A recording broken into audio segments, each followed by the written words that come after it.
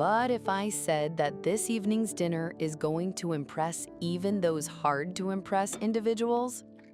Tonight, we are having something out of the ordinary for dinner, and it starts with two of my home staples, ground beef and chicken legs. It sounds wasteful, I know, but trust me, once the smells start circulating throughout the kitchen, you'll be glad that you prepared the whole portion. I always include one egg in at the start. It keeps the meat nice and moist and holds everything together. A bit of salt and black pepper, of course, and naturally a sprinkle of paprika. That gives it that warm color and that little kick my husband loves. You know what he says, if it doesn't have paprika, it's just not dinner. I also add a couple of tablespoons of breadcrumbs to provide some texture to the mixture. And don't skip the parsley. It provides surprisingly much depth to the taste. My daughter, as a matter of fact, once remarked when I left it out. She bit into it and said, "Mom, something's missing." By the way, which city are you preparing my recipes in?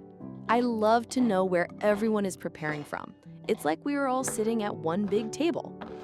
And now, mix it all up properly until it comes together into a sweet, perfumed mass.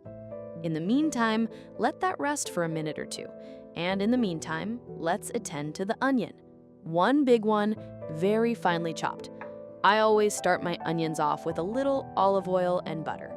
Butter for flavor, oil so it won't burn. Medium heat is your friend here. We're not in a rush. Good food takes time. When the onion has dissolved and is golden, add one carrot.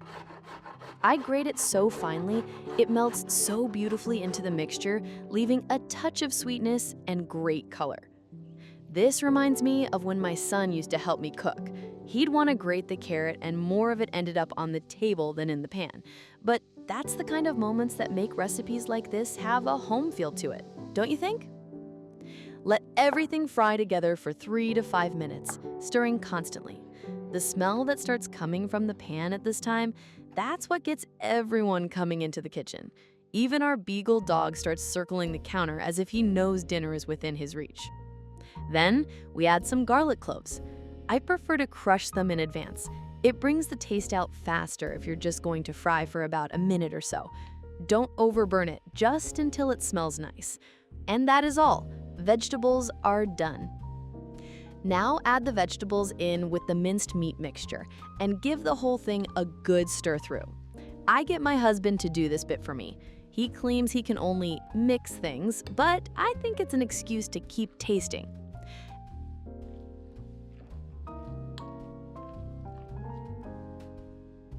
Add a bit of olive oil to your hands and start forming the cutlets. This keeps them from sticking and gives a nice smooth finish. Then, make a small recess in the center of each. We'll be adding a little surprise there later. By the way, is this format A-okay where I show each step? Or do you guys think it's too much information? Let me know in the comments.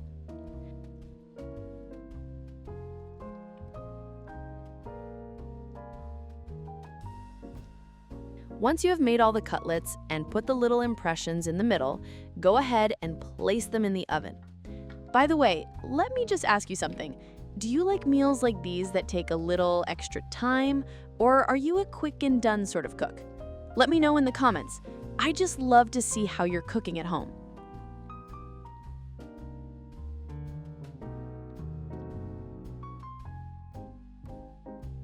Myself, I bake mine at 180 degrees Celsius, or about 350 Fahrenheit, for 30 minutes. That's enough time to clean the counter and have a good sauce prepared. While they're baking, let's make something fresh and creamy to have with them. Start with one red onion, sliced thinly. I like it both for the color and a bit of subtle sharpness. In our house, evenings like these are when we finally relax, sit around the table and enjoy the little things, like who gets the last piece of tomato or who gets more shrooms. Then, into a bowl, place a few tablespoons of Greek yogurt or sour cream, the one you have available. They both work beautifully. Don't omit the dill, a mere small handful chopped up. It brings such lightness, and really, this sauce would feel naked without it. I once attempted to skip it, and even the children noticed. And kids, are yours picky eaters as well? Mine tend to side-eye anything green, but dill manages to slip in somehow. Add 1 minced garlic clove, along with a pinch of salt and black pepper.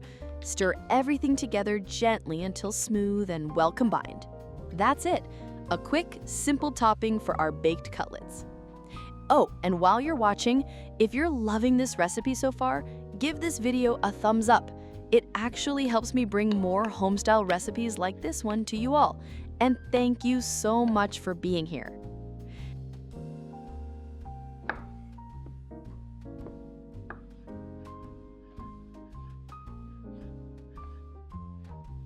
Now that the cutlets are in the oven and the sauce is ready, let's finish the filling.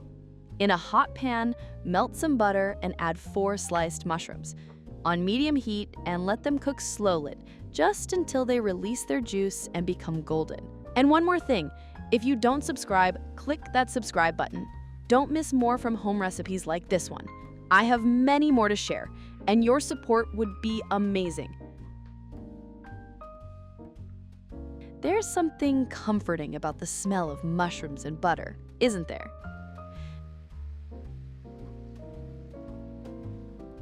Meanwhile, remove the baked cutlets from the oven.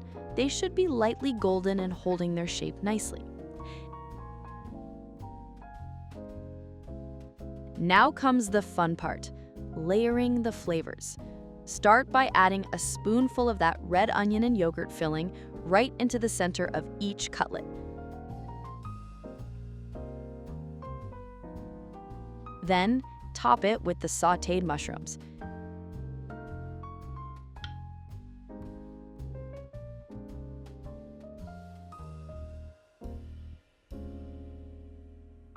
It already smells so good, but we're not done. Then, there is a liberal sprinkle of grated cheese on top. I never tire of saying, cheese doesn't ask questions, it understands. And in our family, it makes everything feel like a celebration. Even a Tuesday night dinner becomes a special occasion.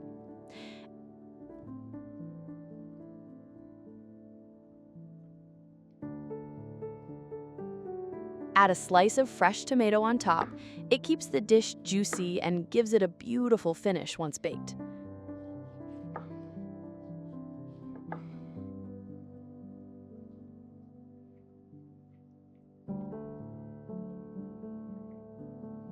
Then, sprinkle the rest of the cheese across the top like confetti. Now we're putting it back into the oven for another 20 minutes at the same temperature. It'll give the cheese time to melt and bubble, and the tomato will roast ever so slightly.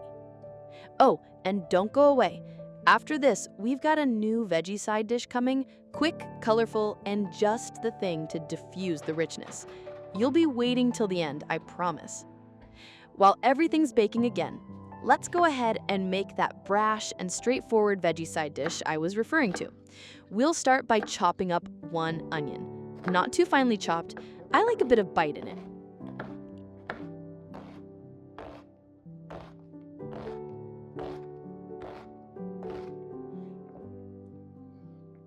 Heat the olive oil in a pan and then add the onions. Sauté medium heat until softened and lightly golden only. And if you've stuck with me this long, thanks. You are the kind of person who doesn't just watch videos, but actually sits back and enjoys the process.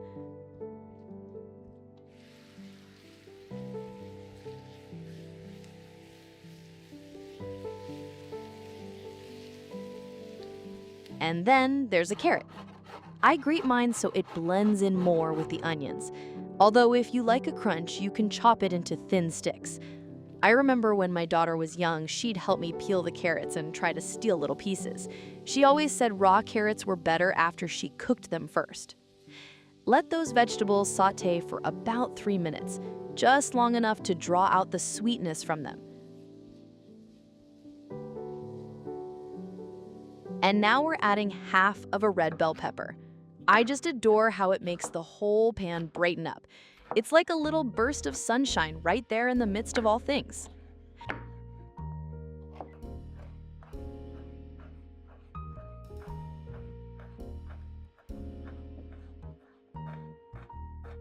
Let all that simmer together for another 3 to 5 minutes. And don't forget to season with a dash of salt and black pepper. The aroma here, amazing. It's not special, but it's just so comforting. And in reality, this kind of food is what weekdays look like in comfort food here. Incidentally, if you've watched this far in the video, I want to ask you, what city are you watching from? I love to see how far my recipes go, so put your city in the comments.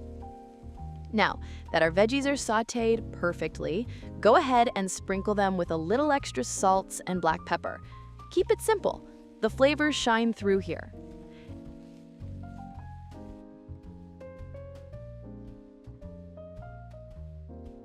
And now's the moment. The stuffed cutlets are complete. Hot out of the oven, the cheese melted and golden on top. It smells like a Saturday dinner at Grandma's. While they temper slightly, let's cook some fluffy rice. 1 cup into a bowl and rinse it under running water until clean. I rinse 3 times. That's just enough to remove the excess starch. This rice tip, my mom taught me. She always instructed, if you're going to cook rice, handle it gently. It's the quiet kind.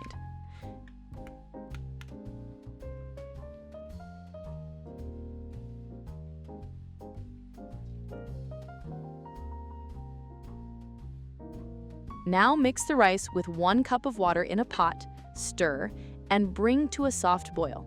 Add a lid and simmer for 20 to 15 minutes. It's one of those side dishes where you don't have to babysit it. You can just let it get on with it. And hey, don't leave. The final plate is coming right up, and believe me, you're gonna wanna see how it all comes together. Our rice is ready, light, airy, and just perfect. Everything has worked so beautifully. Let's serve it. Start with a scoop of rice alongside, then place one of those golden stuffed cutlets alongside it. And that's it. Warm, flavorful dinner full of love. Leave me a comment down below. What did you like best about the recipe? The crunchy cutlets, the cheesy topping, or maybe the veggie rice combo? Let me know. All right, guys, bon appetit, and see you in the next video.